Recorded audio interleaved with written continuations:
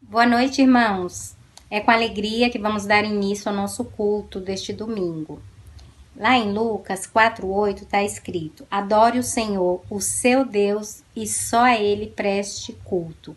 Então vamos prestar esse culto com alegria ao nosso Deus?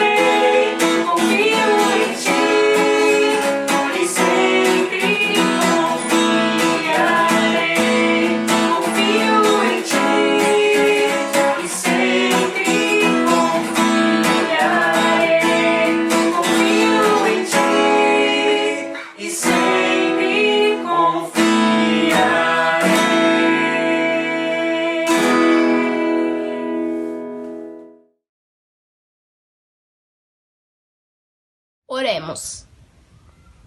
Senhor, nosso Deus, nosso Pai, agradecemos por mais um dia de vida que o Senhor tem nos dado. Agradecemos, Senhor, por todas as famílias que estão reunidas nessa crise. Te pedimos que ajude todos os médicos a cuidarem dos doentes e seus familiares. É o que te pedimos e agradecemos no seu santo nome poderoso. Amém.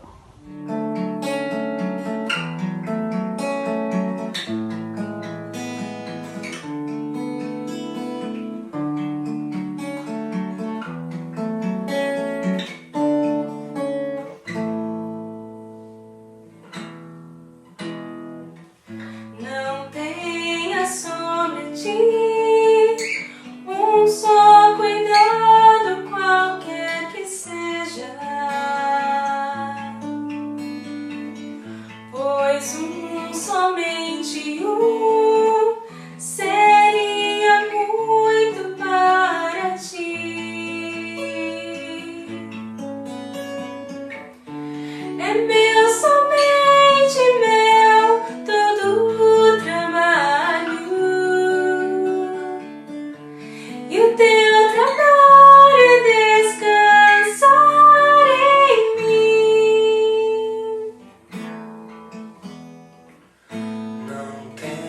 mas quando enfim tiveres que tomar decisão, entrega tudo a mim, confia de todo o coração. É meu, somente meu, todo o trabalho, e o teu trabalho é descansar em mim.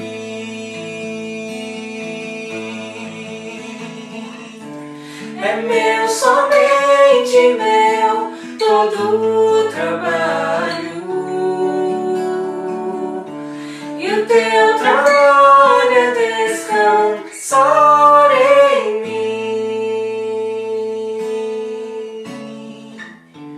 É meu, somente meu, todo o trabalho, e o teu trabalho é descansar em mim.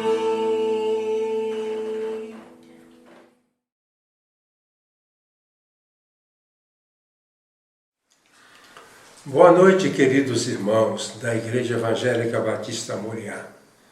Que a graça do Senhor esteja no seu coração, no coração dos seus familiares, que a graça do Senhor esteja no coração de todo o povo de Deus. Vamos ler a palavra do Senhor. Vamos ler em Romanos, carta de Paulo aos Romanos, capítulo 8, versículos de 31 a 37. Que diremos, pois, a estas coisas? Se Deus é por nós, quem será contra nós? Aquele que nem mesmo a seu próprio Filho poupou, antes o entregou por todos nós, como não nos dará também com ele todas as coisas? Quem intentará acusação contra os escolhidos de Deus? É Deus quem os justifica. Quem os condenará? Cristo Jesus é quem morreu, ou antes, quem ressurgiu dentre os mortos, o qual está à direita de Deus e também intercede por nós. Quem nos separará do amor de Cristo? A tribulação, ou a angústia, ou a perseguição, ou a fome, ou a nudez, ou o perigo, ou a espada? Como está escrito, por amor de ti somos entregues à morte todo dia. Fomos considerados como ovelhas para o matadouro. Mas em todas estas coisas somos mais que vencedores por aquele que nos amou. O nosso tema é a imunidade espiritual do crente. A imunidade espiritual do crente. A ideia central que deve ficar guardado tudo aquilo que a gente puder ouvir, mas não é possível. Então escolhemos alguma coisa que é o básico que precisa ficar na mente, que eu chamo de verdade central. A verdade central diz que a imunidade espiritual é garantida, porque Deus está do nosso lado. É isso que o apóstolo Paulo nos ensina. O que é a imunidade espiritual? A imunidade espiritual é uma resistência concedida aos crentes por Deus, mediante a obra de Cristo e a ação do Espírito Santo, diante de forças naturais ou sobrenaturais que ameaçam a sua integridade como filhos de Deus. A imunidade espiritual é uma resistência garantida. Há outros tipos de imunidade, por exemplo, a imunidade biológica. A imunidade biológica é aquele recurso que os nossos organismos têm para nos ajudar a vencer as doenças infecciosas. Uma pessoa que tem imunidade, por exemplo, ao vírus da Covid-19, ela não fica doente porque ela tem imunidade. Só que a imunidade contra o coronavírus não é garantida. Não podemos garantir a nossa imunidade. Qualquer um de nós pode ficar com essa doença. Sabemos que alguns grupos não acreditam nisso. Há pessoas que acham que se nós somos crentes, então nós temos imunidade biológica. Quer dizer, o crente não pega infecção. E algumas pessoas ouvi falar que alguns grupos, com essa ideia na cabeça, até queimaram as máscaras dizendo que eles não precisam, porque Deus faz com que eles sejam imunes. Isso é uma bobagem. A imunidade garantida que nós temos é a imunidade espiritual. É uma imunidade realizada no campo do poder de Deus da forma sobrenatural. E é isso que nós queremos avaliar. Eu preciso justificar o meu modo de tratar dessa passagem, de interpretar essa passagem. Essa passagem nos chama a atenção para 3 perguntas. Quem intentará acusação contra os escolhidos de Deus? É uma pergunta. Quem intentará acusação contra os escolhidos de Deus? Outra pergunta. Quem os condenará? E outra pergunta. Quem nos separará do amor de Cristo?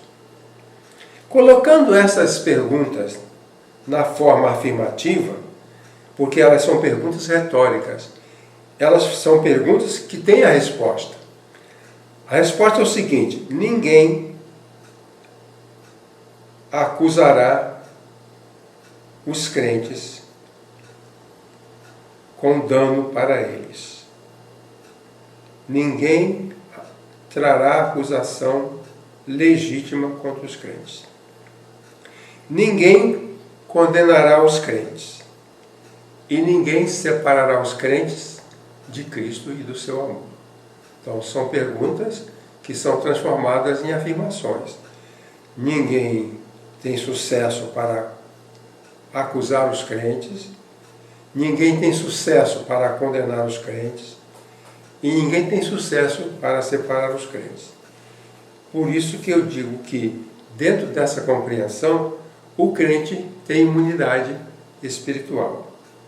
A imunidade espiritual é garantida. A imunidade biológica não é garantida. Nós, crentes e não crentes, não temos nenhuma garantia automática de que nós somos imunes à doença. Mas nós temos garantia de que Deus nos torna imunes ao mal espiritual. Bom, são 3 perguntas e eu quero avaliar essas 3 perguntas atestando a verdade que elas trazem. Primeira coisa, se Deus está do nosso lado, nós temos imunidade espiritual garantida contra os acusadores. A pergunta diz: quem acusará? Transformada na forma afirmativa, ninguém nos condenará. Primeiro, a acusação é a maneira de atribuir culpa. A finalidade da acusação é atribuir culpa. Segundo, a acusação é um evento universal. Todo lugar onde houver mais de uma pessoa pode haver acusação. Na família há acusação, no ambiente de trabalho há acusação, na política há acusação. Há sempre alguém querendo atribuir culpa a outra pessoa. Ah, você deixou cair o copo, você deixou quebrar. Oh, você não dirigiu direito, você me prejudicou. E assim por diante. As pessoas fazem acusações com a finalidade de produzir culpa. E essas acusações são universais. Em todos os lugares acontecem, em todas as convivências. Terceiro, que a acusação faz muito mal. a acusação danifica a pessoa. Quando o apóstolo Paulo diz que Deus nos isenta da acusação, porque ele pergunta: quem intentará acusação contra os escolhidos de Deus? Aí ele responde: é Deus quem os justifica. Pois bem,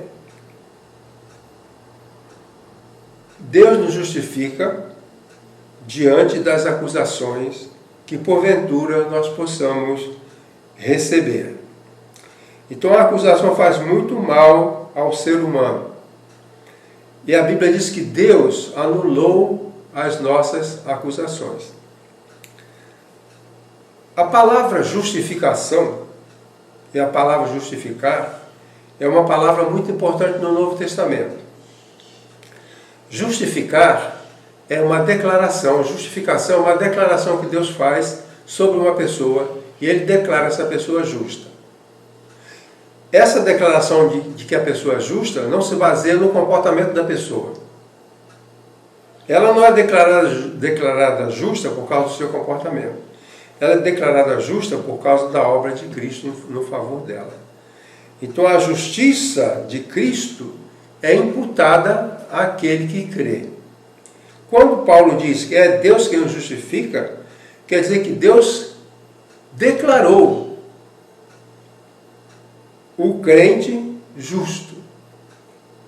Não com base no fato de que ele seja bonzinho, mas com base no amor de Deus e na obra de Jesus.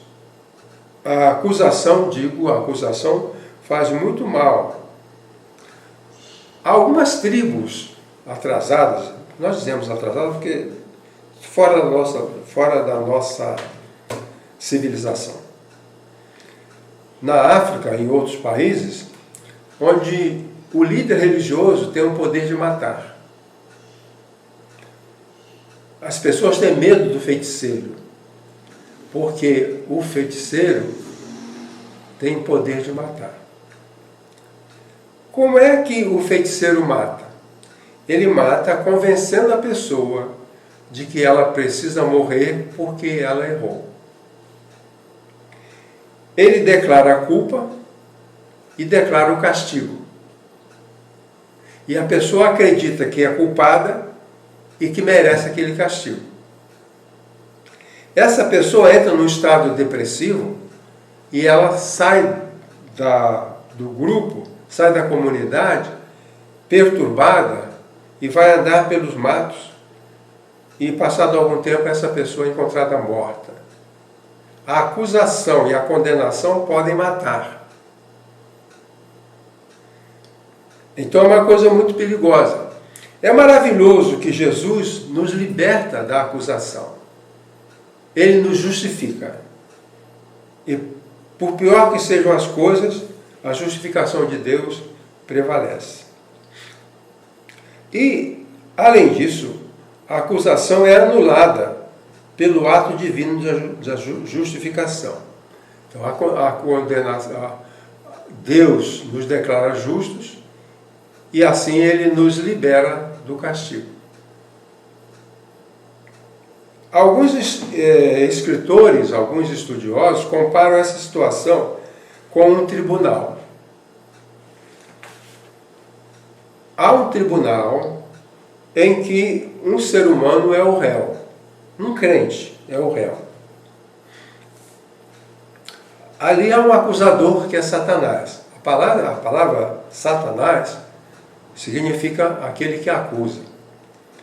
Então tem o acusador. Existe também o juiz, que é Deus, e o advogado intercessor, que é Jesus. O credo católico diz assim: Jesus morreu, ressuscitou, foi para o céu e voltará para julgar os vivos e os mortos. O apóstolo Paulo diz: Jesus morreu, ressuscitou, foi para o céu e intercede por nós. João disse que, na sua primeira carta, Eu vos escrevo estas coisas para que não pequeis. Mas se alguém pecar, temos advogado, Jesus Cristo. Pois bem, então nós temos garantia de imunidade, porque nós podemos superar os acusadores que nos sobrecarregam de acusações. Em segundo lugar, se Deus está do nosso lado, temos imunidade espiritual garantida contra os condenadores. Falamos dos acusadores, que são tornados inúteis pela obra de Deus, pela obra de Cristo. Agora, em seguida, Paulo fala sobre os condenadores. E diz: quem nos condenará? Cristo Jesus é quem morreu, ou antes, quem ressurgiu dentre os mortos, o qual está à direita de Deus e também intercede por nós. É isso que o apóstolo Paulo fala em relação aos condenadores. A acusação determina a culpa. A condenação determina o castigo.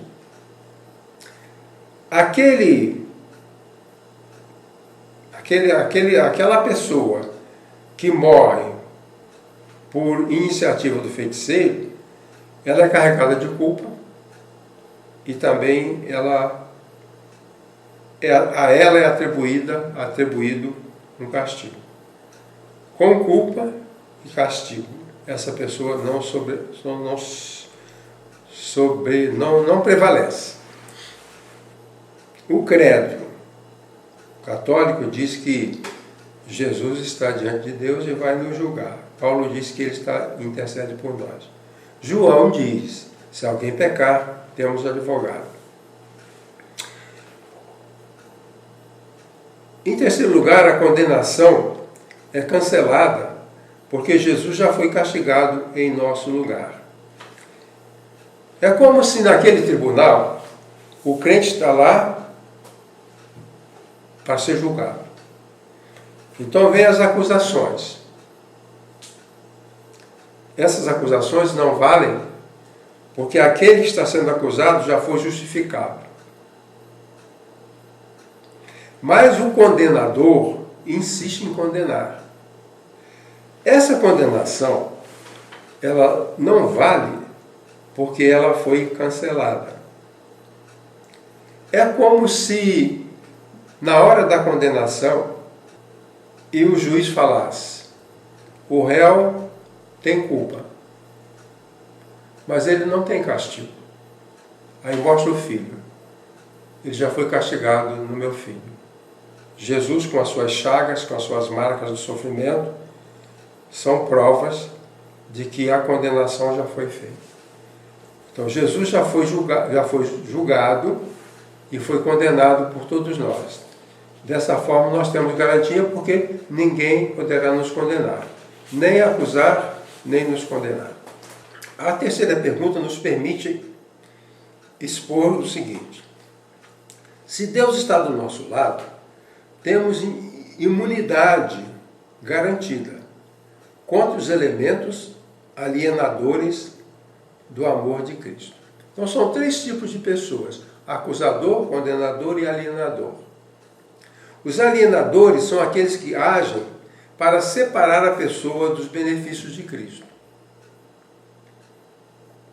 E então o apóstolo diz: quem nos separará do amor de Cristo? A tribulação? Ou a angústia? Ou a perseguição? Ou a fome? Ou a nudez? Ou o perigo? Ou a espada? Paulo diz que os elementos que nos afastam, os elementos que podem nos afastar do amor de Cristo, não têm ação. Eles poderiam nos afastar, mas eles não têm poder para nos afastar.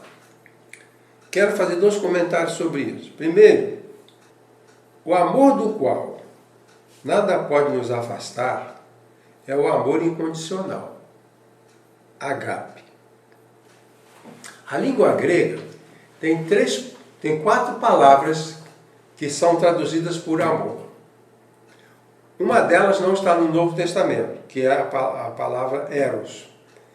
Mas no Novo Testamento nós temos a palavra storgei, a palavra filia e agape. Essas 3 palavras estão no Novo Testamento. Filia é o amor de amizade e depende das circunstâncias. As amizades dependem de circunstâncias. Elas não se estabelecem em qualquer situação. Algumas situações favorecem, outras não favorecem. Storgei é apego. As pessoas se apegam por outras pessoas com quem elas convivem. Muitas vezes uma empregada doméstica se apega à patroa, ou a patroa se apega a ela, e as duas ficam juntas o tempo todo. Eu tinha uma irmã assim, ela era apegada à patroa e ao patrão. Chegou um ponto que lá quem dava as diretrizes na família era ela. Ela era empregada, ela que dava as diretrizes para o marido e para a mulher. Essas pessoas estabeleceram um apego. O apego que o apóstolo Paulo chama de afeto natural. É natural porque aparece de forma natural na convivência. Você convive com uma pessoa e de repente você se apega àquela pessoa pela convivência. Aliás, Paulo falou que haveria um tempo quando as pessoas não teriam esse apego. Mas aqui, na Bíblia, temos esses apegos. A amizade depende das circunstâncias. O apego depende de circunstâncias. O amor romântico, eros, depende de circunstâncias. Mas agape é o amor divino, é incondicional e não depende de circunstâncias. O amor que nos liga a Cristo é agape. Nós não somos simplesmente amigos de Jesus, companheiros de Jesus. Nós somos alvo do seu amor incondicional, seu amor agape. De forma que as forças que poderiam nos separar desse amor não podem nos separar, porque o amor que Jesus tem por nós não está sujeito às circunstâncias. Esse amor supera tudo. O amor de Jesus por nós está acima de tudo. Então nós continuamos imunes, porque nós não somos separados do amor. Nós continuamos vivendo no amor de Cristo. Então nós somos imunes à separação de Cristo. Nós não somos separados de Cristo. Nem mesmo as piores situações podem nos alienar do amor de Cristo. Nem mesmo os piores problemas podem nos separar do amor de Cristo. O apóstolo Paulo menciona algumas dessas situações que, teoricamente, poderiam nos separar do amor de Cristo, mas elas não separam. Ele fala a tribulação. A tribulação não tem poder para nos separar do amor de Cristo. Tribulação é um incômodo doloroso e contínuo, que a pessoa sofre, mas ela não nos separa do amor de Cristo. A angústia é opressão emocional intensa. A angústia pode até matar uma pessoa, mas ela não é poderosa para nos afastar do amor de Cristo.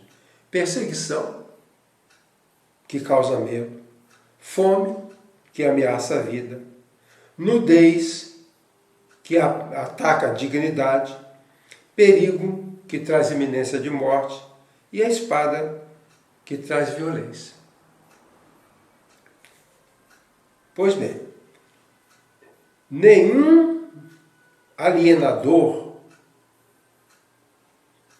é poderoso para nos separar do amor de Cristo. Por isso nós somos imunes a isso. Separação de Cristo não acontece com o crente. Há uma coisa que pode acontecer. Você pode dizer que a pessoa realmente pode se separar do amor de Cristo. Quando se casou meu filho Eliseu, eu fiz a mensagem do casamento. E essa mensagem tinha como título O Registro do Amor. E a tese é a seguinte, que não é que não acontece o amor, é que ele não é notado, não é percebido, não é registrado. O amor de Deus é contínuo sobre mim, mas às vezes eu não registro, às vezes eu não percebo, às vezes eu não noto. Então, mesmo que eu me sinta ameaçado, maltratado, desprezado, eu preciso saber que ainda assim Deus continua me amando, porque o amor de Deus é imutável. O amor nunca acaba. Mas às vezes nós não percebemos, não anotamos. Então, naquele casamento, eu disse que o casal deve registrar os atos de amor, os momentos de amor. E se for registrar esses momentos de amor, vai ver que são muitos e serão suficientes para manter a relação. Pois bem, eu queria falar sobre esse assunto porque nós estamos vivendo uma época em que se fala muito de imunidade. Qual é o problema da pandemia? Por que as pessoas morrem? Elas morrem porque elas não têm imunidade. Se ela tiver imunidade, e a imunidade for apropriada, ela pode até ser contaminada pelo vírus. Mas ela tem imunidade. Então, o seu organismo vai destruir os vírus. Não há nenhum remédio para destruir o coronavírus. Até hoje não há. Mas os próprios corpos imunizados reagem e dão conta da infecção. Qualquer pessoa que sarou hoje, a gente vê nas notícias, tantos foram curados. Eles foram curados porque o organismo deles desenvolveu resistência e combateu os vírus. E o médico manteve vivo até que isso acontecesse.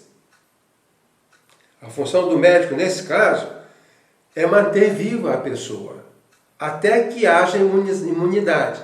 A pessoa ficou imune, seu corpo combate os vírus, aí ela melhora, ela tem alta, vai para casa. Então, por que se fala muito de imunidade? Eu quero repetir dizendo que nós não temos imunidade garantida, imunidade biológica do corpo. Mas a nossa imunidade garantida é a imunidade espiritual. Nós podemos ser abatidos pela dor e pela doença, mas não nos afastamos de Deus. Continuamos desfrutando do amor e da bondade de Deus. Se vierem acusadores, Deus nos justifica.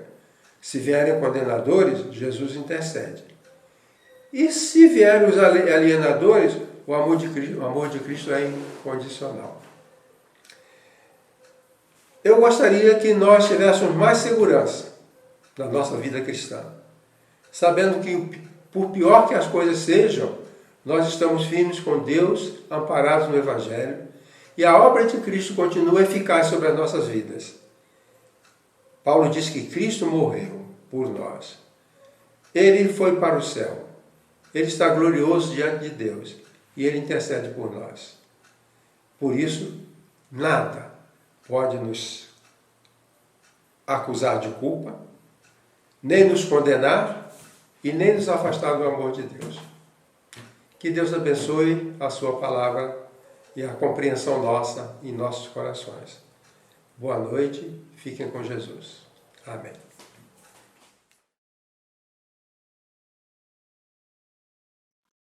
Boa noite, irmãos. Estou aqui para homenagear os pastores da nossa igreja. Homenagear aqueles que estão sempre à frente, nos orientando sobre a palavra de Deus. Estou feliz, é um grande privilégio de poder falar com vocês e de poder trazer esta palavra. Eu escolhi um texto que está em Atos 20 e 28, que diz assim: Cuidem de vocês mesmos e de todo o rebanho sobre o qual o Espírito Santo os colocou como bispos, para pastorearem a igreja de Deus que ele comprou com seu próprio sangue. Se eu fosse dar um tema, se eu fosse fazer uma pregação, eu daria o seguinte tema: a igreja amada precisa de cuidados. Nossa igreja é abençoada. Nós temos pastores que estão sempre em cuidado conosco, sempre preocupados em nos trazer o melhor da palavra. Esse tema não seria estranho para a nossa igreja, porque nós amamos a nossa igreja, nós cuidamos da nossa igreja e, principalmente, os nossos pastores também fazem isso. O apóstolo Paulo amava a igreja de Éfeso e tudo o que ele ensinou foi em público e de casa em casa. E as suas instruções eram para os líderes da igreja. O seu cuidado era tanto que as instruções dadas por ele não estavam apenas em suas responsabilidades e serviços com a obra, mas também no cuidado com suas próprias vidas e com a vida de outros irmãos. A missão só podia ser desenvolvida de maneira plena e frutífera quando procuramos nos fortalecer com a palavra, com os estudos, com a comunhão no Senhor. E nós, aqui como Igreja Moriá, recebemos dos nossos pastores todas essas orientações. Então, a primeira forma como nós deveríamos fazer isso, e a primeira forma como somos ensinados a fazer isso, é porque a nossa igreja é cuidada pelos nossos pastores com sabedoria. E estes exercem com responsabilidade o dom que foi dado pelo Espírito Santo. Quando nós estudamos o livro do Teste dos Dons, aprendemos que um dom espiritual é uma habilidade especial que o Espírito Santo dá a cada membro do corpo de Cristo, de acordo com a graça de Deus, para ser usada na edificação da igreja.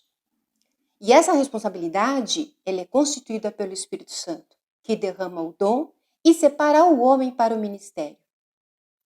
E cada um dos nossos pastores exerce este dom e exerce com muita excelência. Nós também devemos amar e cuidar da igreja com sabedoria, imitando o que é verdadeiro e seguindo exemplos. E, novamente, nós somos abençoados por Deus, porque os nossos pastores dão testemunho diário de suas vidas, testemunho com suas famílias, o testemunho com o dom da palavra, o testemunho com o cuidado com a palavra. E cuida de cada um de nós. E também nós devemos cuidar da igreja com sabedoria, mas reconhecendo a liderança dos nossos líderes. E como igreja, nós temos o dever de reconhecer a autoridade dada por Deus aos pastores e obedecer às suas orientações. Somos abençoados, pastores, porque a cada dia nós temos sido exortados a dar o nosso melhor, sabendo que vocês, como homens, também obedecem a Deus em todos os aspectos. E para finalizar, em Hebreus 13:20, a Bíblia diz que Jesus é o nosso grande pastor e é Ele que escolhe individualmente cada pastor para cada igreja. Pensando assim, como igreja, nós devemos honrar os nossos pastores, porque eles foram escolhidos por Deus. E, novamente, nós agradecemos a Deus por suas vidas, porque vocês são servos e nos presenteiam com a palavra que nos edifica. Que a nossa igreja possa, então, retribuir com responsabilidade, com a verdade e com reconhecimento. Que sejamos para vocês, pastores, uma família com quem vocês possam contar. E que Deus nos abençoe. Amém.